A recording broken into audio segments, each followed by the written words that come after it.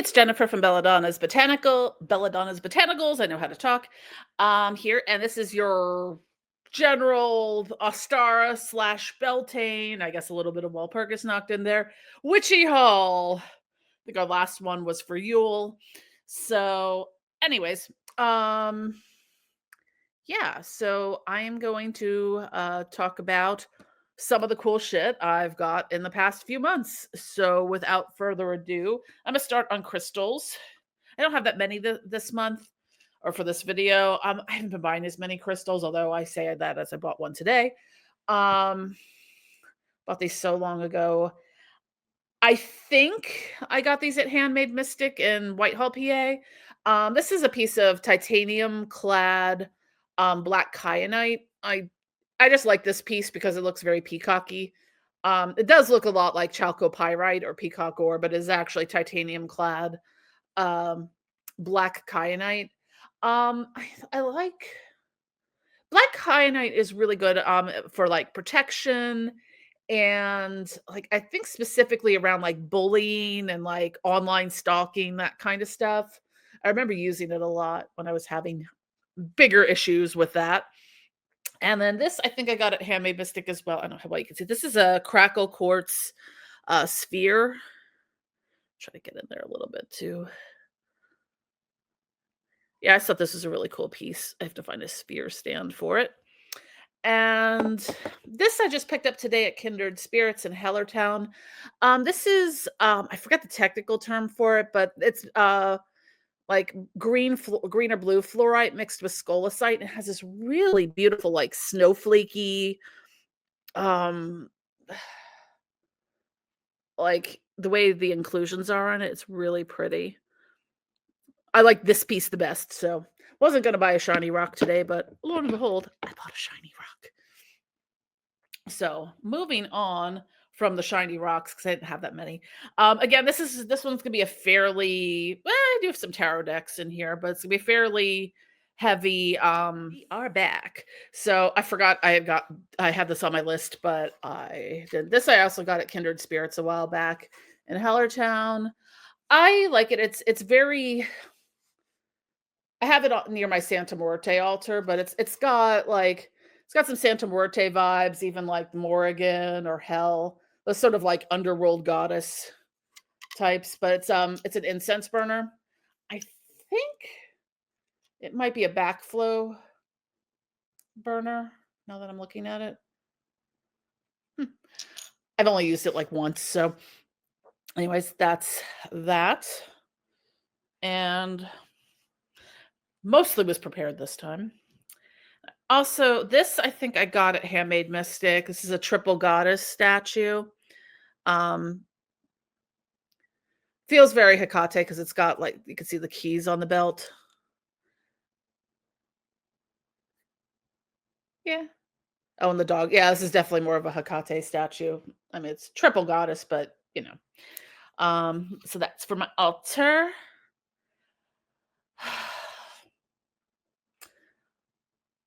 I got this somewhere in Allentown. It's the lover's card from the tarot. It's a little journal. I am a fan. I like these for like my grimoires and stuff. So and also lovers is the card of Gemini, and hi, I am a Gemini. So got that. And I think the rest of this, oh no, we've got some tarot decks and books. Which do we want to look at first? Let's look at books first because I have more books and I have some really cool tarot decks. Ooh, I have really cool tarot decks. So stay tuned till the end or skip over the books if you're not into books. A lot of books. Try to go in order of importance. And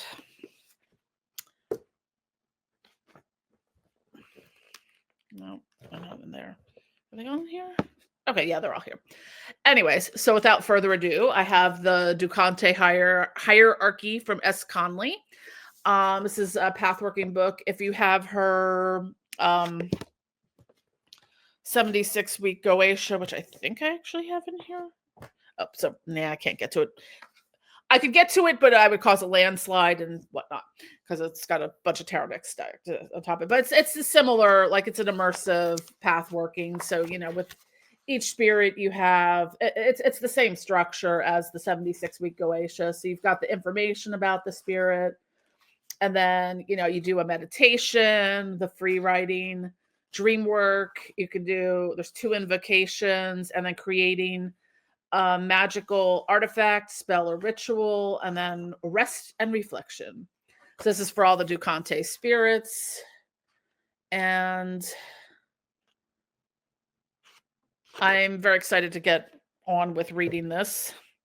I mean, I've worked with a lot of the spirits of the Dukante hierarchy. I just haven't done like the formal path working. So I'll probably do that. And probably once I start doing that, I'll do a video series similar to what the 76-week Goetia is going to probably take me 76 years at this point to work through. So I'm doing that. I should get back to Barbados soon. It's usually whenever I do path working, because I've advanced so far along in this process that like I get things that are months long of work. A lot of it's very personal. It's not just me sitting at the altar, doing a petition or veneration or a ritual like that. It's like me doing like 6 months worth of self work. I picked up this one because I'm actually working on making a prayer cord, but this is also from S. Connolly. It's Demonic Prayer and Prayer Chords. And I think I had this on Kindle or something like that, but I just wanted to, because I'm working on my prayer cord. So I'm wanted to have like the something like a reference for that. So, also picked up, I think this is also, there's a PDF version of available. I just picked up the actual book, is Ater Votem, which is Demonolatry prayer. This is from S. Connolly, but like Darker Wood Publishing, I think is that. So it's just a book of different types of prayers to the demonic. They're from different, it's a collection from different demonolators. So that one's good. I think the PDF of this is on Demonolatry.org, and also picked up Demonolatry Rites. This is by S. Connolly and various authors. So it's got different. I wanted to get this because I keep forgetting to do. There's certain rites. Maybe I'll do a video on that.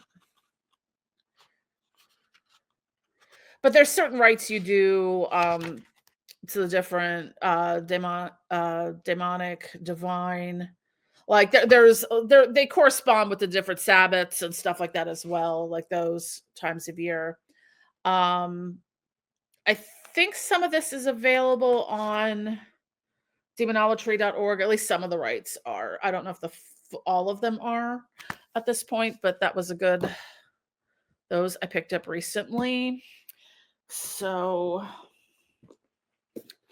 all right, moving on. I'm trying to do this. Okay. I was pulling, because I'm doing these videos not every month. I have to have an Easter egg hunt around my house to find them. And since I talked about Easter egg hunts, I'm going to talk about 2 books that I picked up.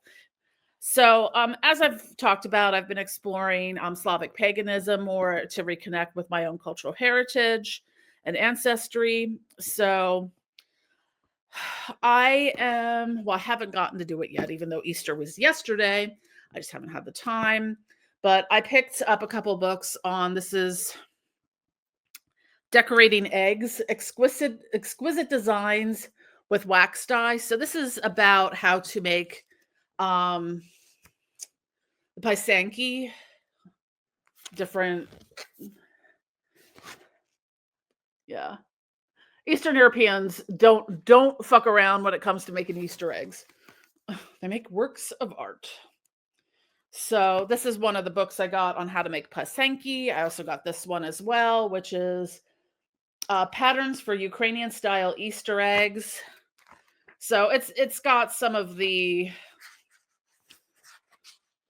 here's the egg design, because you actually have to draw this on the egg, and then it's done with a whole series of waxes and dyes. So you've kind of got your different step by step on how to do all the pencil markings on the eggs, then how to do the dyes and stuff. So you would end up with something like that. They're very decorative. I also got a little Pysanky kit. This has got the wax art pens, beeswax, dye, candle, wooden egg stand. I wonder, does this have a kistka or does it have something different? The tool for making Pysanky is called a kistka, which yeah. So here it is. That's what these are. So you use beeswax. So you put the wax in this little tiny thing here, and this is the kistka that you draw all the lines on the eggs with the wax. So I did not get to do that yet. I would like to, I hopefully will have some time. I need to just take a day off and do arts and craft day. That could actually fill up a week with all the random projects I have scattered around. Oh, and while on the topic, I just pulled this. This is a wooden egg, but this is kind of what the Pysanky look like. So they're very, very detailed. So it's not just plonking an egg in a thing and making it purple. It's plonking an egg in thing multiple times to get the wax dye. These were different because these are wooden. You actually use regular eggs to make Pysanky. So I've got that. What else do I have? On the topic of Slavic stuff, I got Slavic Kitchen Alchemy by Zuka Zach. So I've been learning to make some of my grandmother's recipes. This book has a lot of interesting, because it's kind of got like it's not only got recipes in it, but it's also got like the lore and the stories and why we do things the way we do them. Because the Slavic, a lot of Slavic deities and stuff were syncretized into saint work as well. So, and that said, a lot of the folk magic and whatnot was just rolled up into daily practice. So it's got like some of the lore in here, and then like here's a fortune telling ritual with walnuts for an answer to your question, or you can make sunflower seed halva for immunity.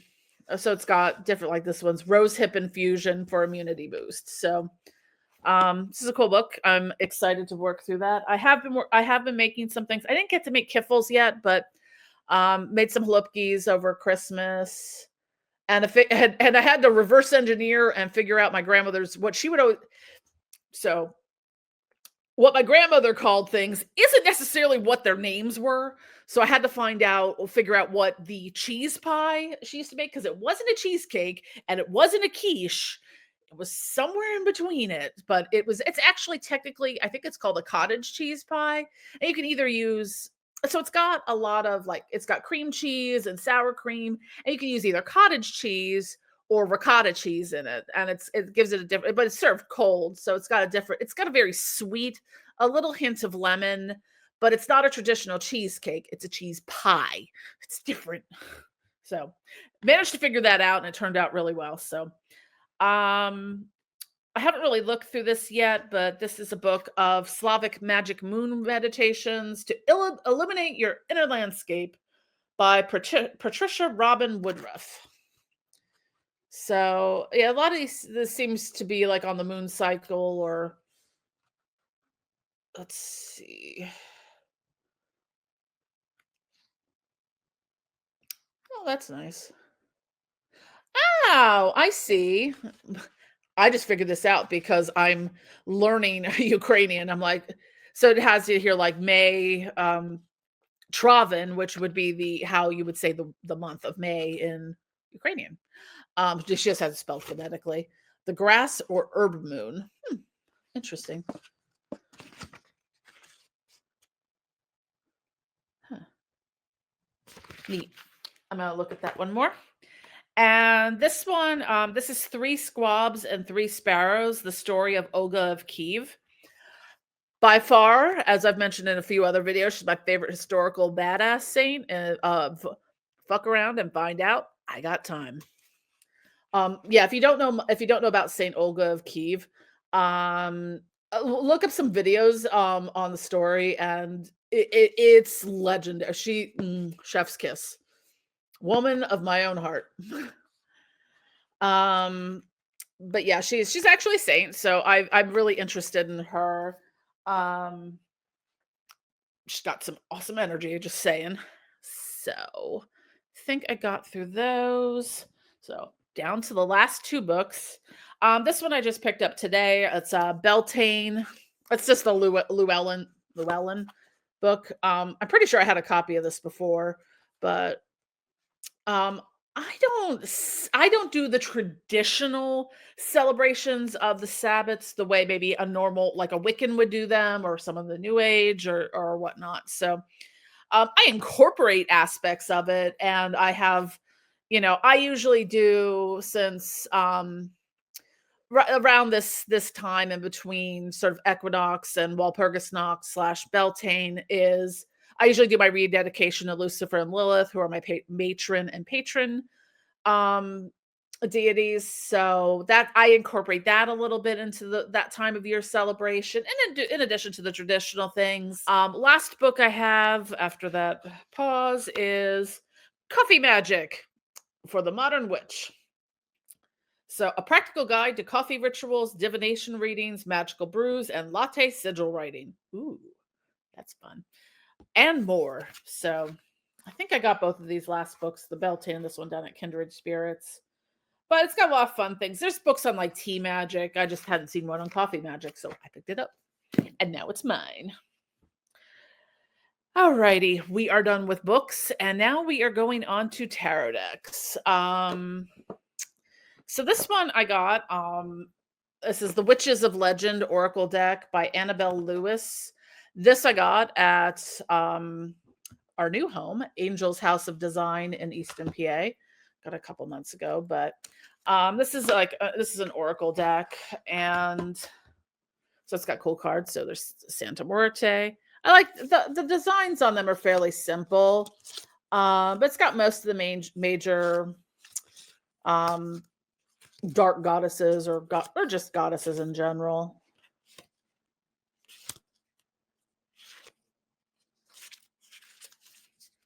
But yeah, this is one for Celine. But yeah, they're all black and white, and then the cards have the pretty gold leaf edges. So that one. So sometimes what I do with decks like these, I have these little tarot card holders. So what I would do is I'd put and they're like, I have them on my altar. I have like the wealth ones on my wealth altar, and I have like ones for Lucifer and Lilith on my altar. So sometimes I'll use them for that. I use tarot cards a lot in rituals, so or same with Oracle, rather than standard readings. So these last two are really cool. I didn't think I would like them at first, but I kind of do for the ooh shiny of it all. And this is the Empyrean Tarot and the Empyrean Oracle threads by Threads of Fate. They're super cool. They're super cool if you like shiny things. So both of the decks, they have different names for the cards, but I'll show you the cards. So they have that. Hold on. I'm trying to get it that you can see it. It kind of does that hologram thing where it's like there's two images in one, depending on the way you probably see it moving a little. Find one that works better. It's also getting the reflection on here. So I don't know if I'm holding it closer. So, okay, if I hold it that way, you can sort of see. You're just getting, they're very reflective. So we can sort of see as I move the card, it transforms. So it's the glare. Let me see if I can get this a little less glary. So you can see it's sort of changing colors, but yeah, they're really cool. It's just a very reflective deck, so it's really hard to kind of accurately show you what they look like. But yeah, it's a cool book. And oh wait, I got another deck too, and I forgot to hold on. I'll have to grab that one. That's a cool deck as well. Let me see if this shows a little better. Yeah, this one shows a little better. So you can see as I tilt the card, the image changes. Okay, I see. So this one actually, so you've got the side, and then hold on, what direction? Oh, I see. This one. All right, this one's interesting. Okay, so you've got a side, like this is the side of the card, and then if I hold it upright, you've got a different. See, it's kind of like the little goddess on the mountain there. So not easy to. So we've got portal, no portal, portal, no portal. So they're really cool if you like shiny shit like I do. And I do have one other deck, which I realized I forgot to bring over here. So I will show you that. I got that one from a friend of mine. This is the Book of Shadows tarot from Barbara Moore, as above, slow below. I can talk. So below. So it's got two different, I think. So it's basically two decks in one. So you kind of have, I haven't looked at it. So you have the traditional decks. This is like the full card. And like the Magician. So you have your traditional deck on one side. So it's kind of the theme of as above, so below, not slow below. So these other cards are different in that. So you've got like Goddess, the Elements, Wisdom. So it's a little more. I kind of think of it an external world and internal world, but I'm sure there's different ways of looking. I haven't really played around with this one too much. So yeah, it's a cool deck. And I gotta play with my new decks. So I think that was it. I'm guessing since we're almost in May now, I'll probably do an end of the summer one. So that'll be kind of like summer solstice through maybe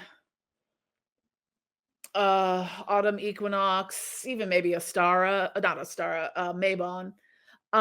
So that'll probably be the next one I do. I've been trying to do them like maybe quarterly because it was getting a little too much every month. And sometimes I just don't have that much all at one time. So I'll do it this way. And, anyways, thank you for watching. Don't forget to click like and subscribe. Be sure to follow us on social media, and don't forget to sign up for our e-newsletter, all that stuff, so you always know what's going on. And I love you all. Bye.